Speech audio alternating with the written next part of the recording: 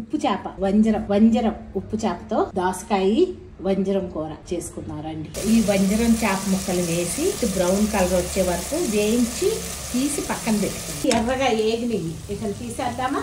తిరగమాతకి ఆవాలు, జీలకర్ర, ఉల్లిపాయలు వేసుకోండి. ఇలా వేగుతున్నప్పుడే పసుపు, దోసకాయ ముక్కలు కూడా వేసేయండి. ఉప్పు చేప కదా, అందుకని ఉప్పు వేయకూడదు, కారం ఒకటే వేసుకోవాలి. పచ్చిమిరపకాయలు, కరివేపాకు కొంచెం ఎక్కువ వేసి చిక్కుడు టమాటా వేసుకున్నాను.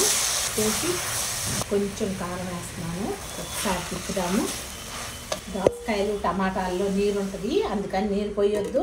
ఒక్క విజిల్ వచ్చిన తర్వాత ఆఫ్ చేద్దాం. అవి మీద పెట్టుకోండి. పొడి మసాలా వేయండి. తిప్పుదాము. వేయించి పెట్టుకున్న వంజరం చేప ముక్కల్ని వేసేయండి. ఎండు చేప ముక్కలు ఒకసారి తిప్పి 5 నిమిషాలు మగ్గనిద్దాం.